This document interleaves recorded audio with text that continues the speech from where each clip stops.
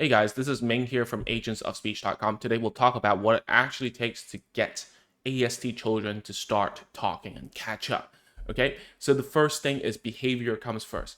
In the past week, I've spoken to around 7 parents, and all of them have one thing in common, and which is my child talks or reacts according to their mood.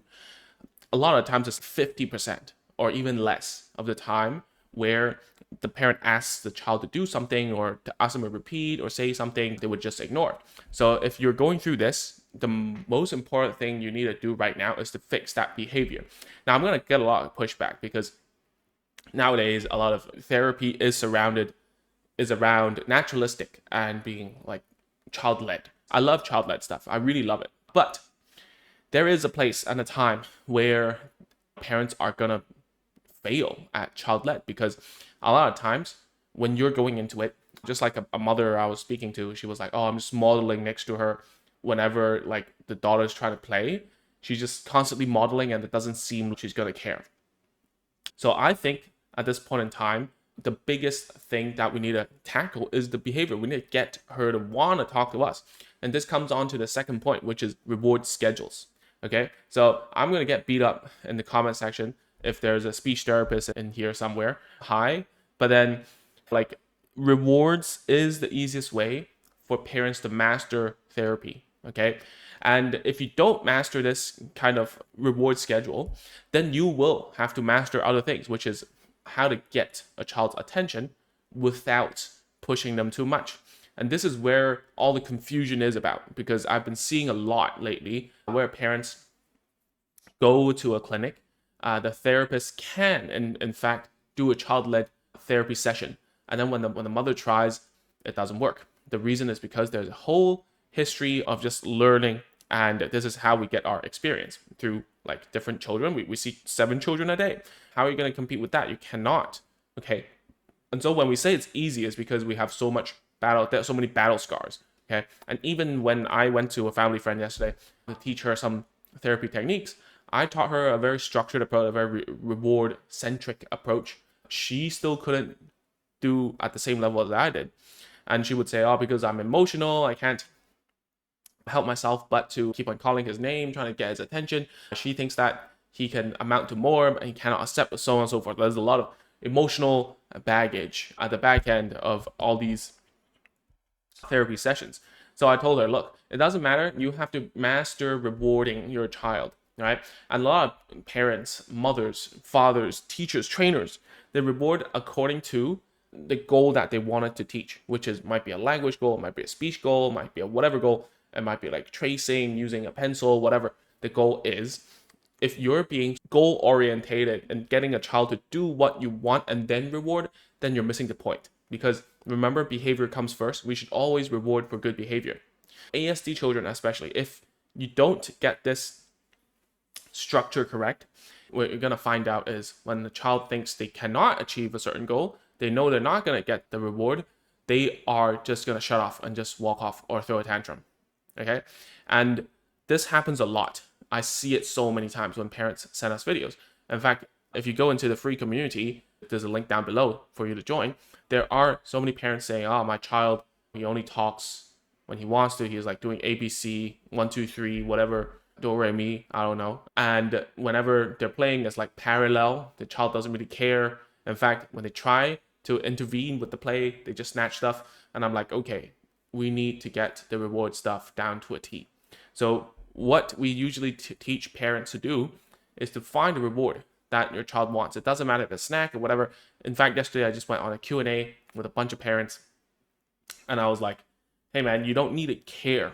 You don't have to care about at this moment in time. At least of your problems is that your child is on a strict diet.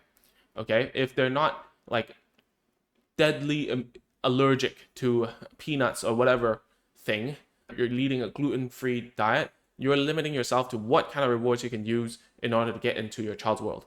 Okay, doesn't matter how good you are at child-led. Right? I take up a potato chip that is MSG filled. I will be able to do more work than you in a span of 5 minutes. Okay, at least that, and I won't even use the whole packet. I might even use a quarter of the packet, and I will still be able to do a lot more work and squeeze all that language out of a child. Not saying it's as if I'm like trying to like squeeze all that language out. I'm trying to reward the child for coming to me, for sitting with me, for their attention, for trying, not achieving the goal, but trying the goal. So I know how to adjust the goals and to prompt the child, reward them for allowing me to prompt, right? Some children don't allow their mothers to talk. In fact, there was a mother who lives in Indonesia. Whenever the mother tried to teach, he would just slap her mouth. Just slap her mouth. And she was like, I can't do anything. Until we got her to take out his favorite snack. He was like a little puppy. First of all, you have to master that, because there's something called pairing. Once you pair a certain reward with you, you become the person who holds the goods and you have authority over your child. Now, this is where it's a little bit sticky, because a lot of the times when children go to a clinic, what happens is that the therapist has authority already, because it's in their own place. They have their own toys, the way that they speak, the way that they carry themselves, and everything. They already know what to do. Okay. So once you get all these, like you get the behavior done, you get the reward schedules, you master that, you know when to reward, when to not reward, right? And you have authority over your child. This is when you start to think about the goals. Okay, you have to understand whether your child is a speech or a language goal. It takes a lot of practice. Either it's a speech or a language. So a speech just means if a child is able to say the sounds correctly, nothing to do with the message. So for instance, yesterday, one of the parents said that the child couldn't do an L sound, like lunch, it would become a Y. So that's a speech problem. So we only deal with speech problems when it actually is the bottleneck for the communication. A lot of times we don't. So I would say like maybe 70% of the time is a language goal and 30% is a speech goal, depending on the age group. Okay. And that's what I would look into it. Once we know which goal it is, we will know the intensity. So for speech goals, like yesterday when I went to a family friend's house, her son was a speech issue, was a speech case, as I would say. So in this speech cases, we have to do 200 something, the number of trials, we call it trials, the number of times we ask the child to say something, to repeat and do the work. It took 200 trials yesterday just to get her son to start learn how to blow. Before that, he was sucking it in. He was like that, which is cute, but at the same time, very wrong, because you cannot make a sound when you're sucking in. You cannot talk when you're sucking in. It's like, you can't do it, right? So then it took 200 something trials, okay? Whereas a language goal is more important to have a reason behind the use of the language. So a lot of the times, what happens is that parents will get very, very into getting a child to talk, right? But at the same time, they haven't taught the reason to talk. That's why you have a lot of children who have very need-based language. I want this, I want that. And they will see whether or not there is a reward going on, and then they will talk. So that's the thing. You don't want to teach language for the sake of language. It doesn't matter if you increase the sentence length when all the child does is the request. You want to teach them the context. A lot of times it means that we might be using like a description, like we act out something. All right, we might use flashcards, we might be playing a game that requires them to say and answer questions so that the game will keep on going, right? So this is what we do. Okay, but then this is the next thing I want to talk about, is to teach play after compliance. So what does that mean? So if you've already understood the goal, you know the reward schedules, and you know that behavior comes first, then you will have your child's compliance, meaning whatever you tell your child to do, he or she will do it. All right. So you want to teach play afterwards, because when you're targeting the play, it needs to be a separate goal. You know how an ASD diagnosis, there are different verticals. There's like speech, there's language, there's sensory, there's behavior, there's play, there's social, yada, yada, yada. And then what a lot of people do is that they try to do everything at the same time. They try to deal with the social, with the behavior, with the language, with the play, all in one go. Right. So after you have compliance and you know that it's a speech, if it's a speech or a language goal, if it's a speech goal, sadly speaking, you don't really need that much of a play, because you're trying to do as it's like going to the gym. You know, get those reps in, right? And in terms of play, you have to provide a reason. So a lot of times you're teaching the sequence of play, the reason for play. We call this task demonstration in the therapy world. So you need to teach the play in order for the language to fit in. So what happens is if you're trying to do everything at once, you're confused, the child is confused. And I see this a lot. That's why inside of the coaching programs, we teach the play stuff first. Once we get the child's behavior intact, and we have some prerequisite goals done. Like for instance, the child can imitate your sounds, your words, all right? They can answer some questions. And then we want to teach the play without any goals. They just need to play. And then we shove the language into it, all right? Once they like, the play isn't the play until you teach the play. And you teach the play with rewards, okay? The last thing is to develop common interests. So many children, by the time they're like the teenager, right, that I see, my population is skewed because the people who I talk to are either on the spectrum or they're language delayed, right? So many, by the time they get to teenage years, they don't have a lot to talk about. In fact, they don't have enough things to have a chat with. And that's because there's not enough common interests. So this is where you need to provide common interest for you and your child in order for your kid to catch up. And it doesn't matter if it's a speech or a language goal, because now we're dealing with a social goal. So once we're done with the speech, the language, the play, the next is a social, right? So when we're dealing with the social, we have to have common interests. It would be very odd if my wife or my mother, right, she would talk to me about makeup. Would that be a smart move? And I would look like I'm very not sociable because I don't know what to say.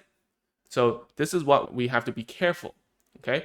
And it would be unwise of me to talk about games with my wife or with other female friends, right? In fact, people would think I'm weird that way, okay? So this is where we have to build those common interests. And it starts off with you and your child first. So let me give you a story. There's a mother in Indonesia. Her child used to not talk to her. And then we realized that this daughter of hers really likes watching those toy unboxing. So then we set up the toy unboxing. We got a camera and we did it with her.